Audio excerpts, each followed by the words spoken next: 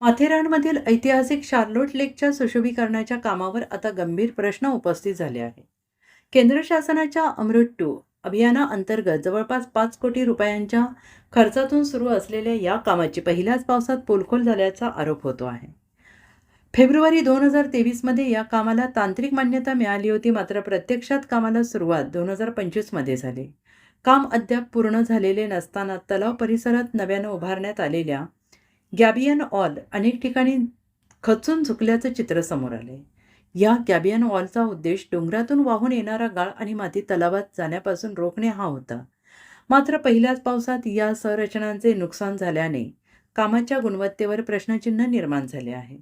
स्थानिक नागरिकांचा आरोप आहे की गाळ योग्य प्रकारे न काढता त्यावरच गॅबियन वॉल उभारण्यात आल्या. तसेच काम पूर्ण झालेले नसताना ठेकेदाराला सुमारे 90% बिल अदा झाल्याची चर्चा सुरू आहे.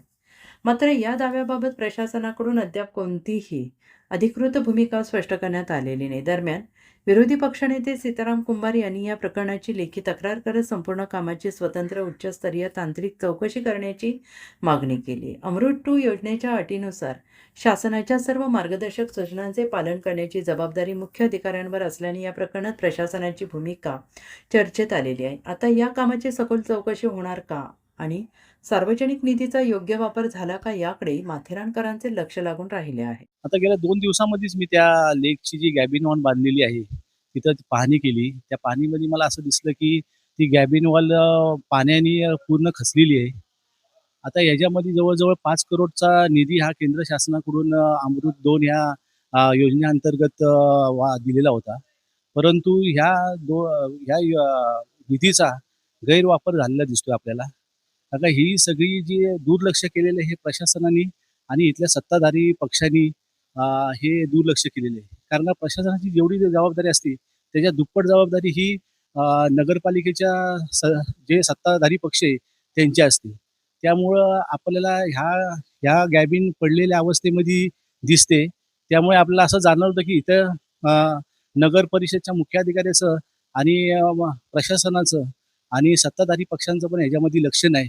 हे आपल्याला थोडक्यामध्ये दिसतं. मी पत्र आजच दिलं नगरपालिकेमध्ये, मुख्याधिकाऱ्यांना पण पत्र दिलं, आणखीन नगराध्यक्षांना पण पत्र दिलं. त्यामध्ये आपण अशा पद्धतीने नमूद केलेलं आहे, की गेल्या 10-12 वर्षामध्ये लेकचा काय गाळ साफ झालेला नाही. आणि हे टेंडर 2025 साली टेंडर 2023चं आहे आणि 2025ला या टेंडर ज्यांनी घेतलंय, त्यांनी त्या कामाची प्रत्यक्षात सुरुवात केली. परंतु याच्यामध्ये गाळ काढून तो एका साईडला ती माती ठेवायची आणि ती माथेरानच्या विविध कामासाठी वापरात आणायचं, असं याच्यामध्ये टेंडरमध्ये नमूद केलेलं आहे. परंतु ह्या ठेकेदारांनी फक्त ज्या आयटममध्ये जास्ती पैसे आहेत, ते आयटम केलेले आहेत. ते पण आयटम करताना प्रशासनाचं त्यामध्ये बिलकुल लक्ष नव्हतं. आणि त्यामध्ये आपल्याला दिसतंय, की जे चिखल गाळ होता, त्यावरतीच ती गॅबिन वॉल बांधलेली आहे आणि पावसामध्ये आता त्या पाण्याच्या फोर्सनी ती गॅबिन वॉल सरकलेली आहे. काही दिवसामध्ये ती गॅबिन वॉल पडल, असं निकृष्ट दर्जाचं जे काम केलेलं आहे. तिथं काय याचं कारण काय आहे, की इथले जे मुख्य अधिकारी आहेत, ते दुपारी 2 वाजता येतात आणि 2 वाजल्यापासून त्यांना कामकाजाला सुरुवात होते आणि 5 वाजता नेहमीप्रमाणे ऑफिस बंद करून ते इथून निघून जातात.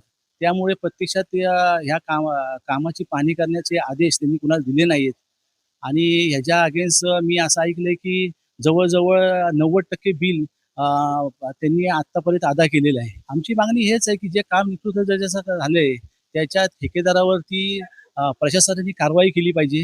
सत्ताधाऱ्यांनी पण त्याच्यावरती अंकुश ठेवला पाहिजे आणि हे जर ह्या दोघांना पण जमत नसेल, तर आम्ही विरोधी पक्ष नेता म्हणूनसाठी आम्ही त्या भूमिका पार पाडणार आहोत.